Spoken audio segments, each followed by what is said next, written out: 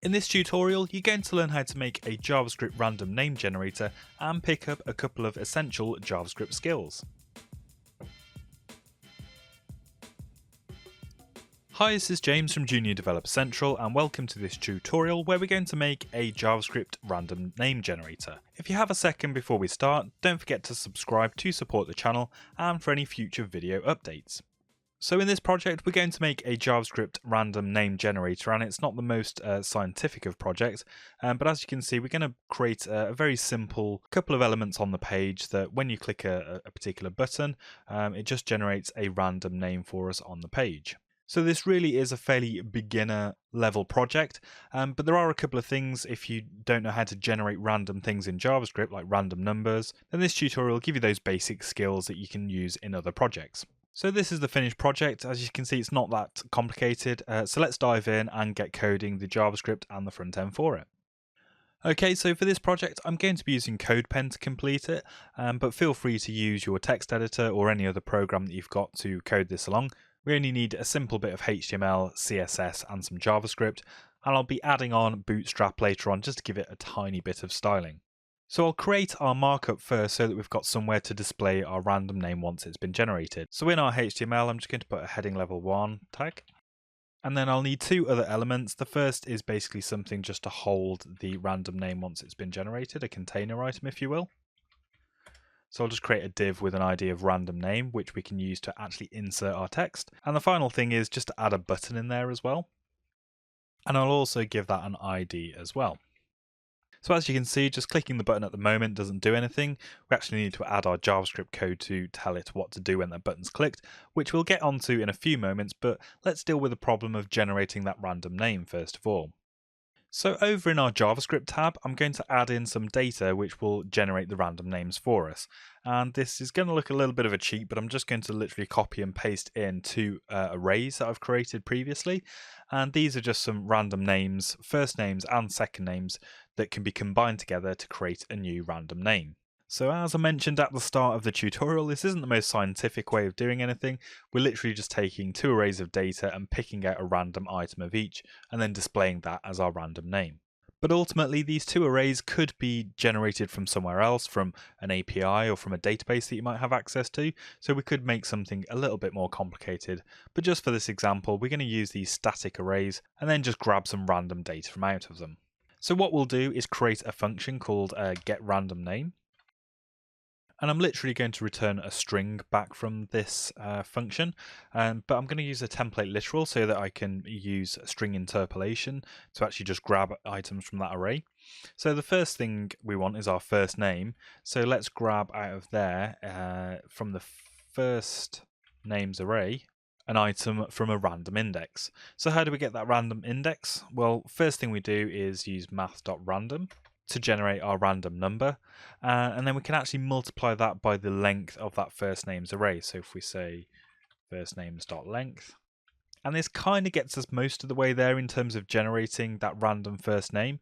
The only problem being that if you've come across math.random before, what it actually does is it actually gets a random number between 0 and 1, so it's actually a decimal point number. So multiplying it by firstnames.length is fine, but we might get a fractional number back, which we don't want. We actually just want an index number from an array, which is a whole number.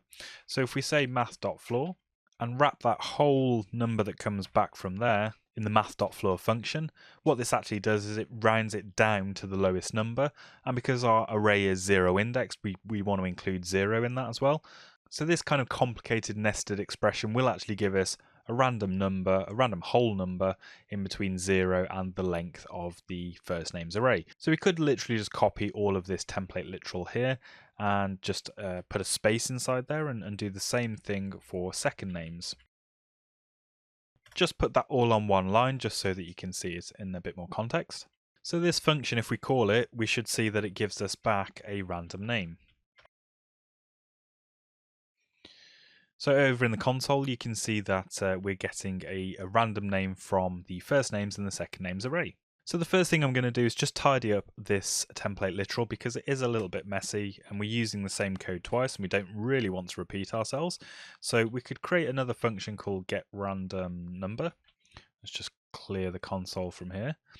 And Inside that, we're going to take a maximum number that we want to get a random value for, and then we'll just use that same expression again. So math.floor, math.random, multiplied by the max parameter that's passed into the function. So this will get us a random number between 0 and max.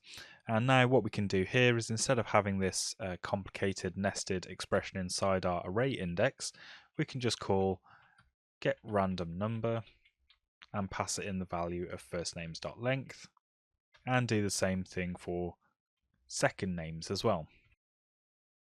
Okay, so that's tidied that getRandomName function up a bit, and you can see we don't have any duplicated code anymore. And if we just go back to the console again, you can see we're still getting our random names being displayed on the console there too. So that's all still working, which is good. So now we need to take this getRandomName string that's returned from the function and actually put it into the DOM, into that element that we created before. So we could do something as simple as document.getElementById and pass that in a value of random name. And if you look at our HTML that we created before, you can see that this is that element here that we created, which is currently blank, it's got nothing in it.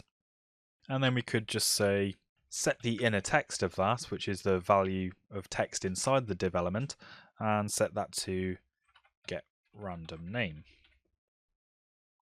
And you can see when the page reloads, and we're getting now our random name actually inserted into that div element. But the button still doesn't work, so we need to sort that out. So I'm actually going to wrap this inner text update here into a function so we can call it multiple times, so we don't have to repeat any code again. So I'll call this one setRandomName. So you can see this function will just set the inner text of that random name div element to our getRandomName function result.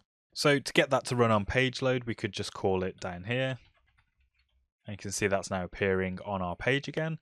And let's actually just finally set up an event listener for the button that we've created. And if you remember, we gave that an ID of generate, so we can target it. And we just add an event listener of click. So whenever we click on the actual button itself, what do we want to do?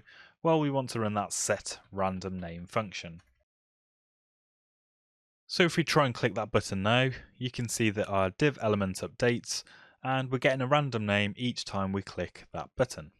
So on each click, we're calling the setRandomName function, which in turn calls the getRandomName function and sets the result of the template literal that's generated into our inner text. So you can see, just by looking at the code we've got in front of us, just by clicking the button at the bottom here, we're actually bubbling up through all of these different functions, and each one is getting called in turn to ultimately generate that random name for us. So our JavaScript random name generator is fairly basic at the moment, but let's add a little bit of style just so that it looks a little bit more presentable and gives you a basis for doing something more detailed and impressive later on. And so I'm just going to add a drop of CSS here, and I'm just going to add in Bootstrap into the project here in CodePen. And instantly you can see the text has changed a little bit.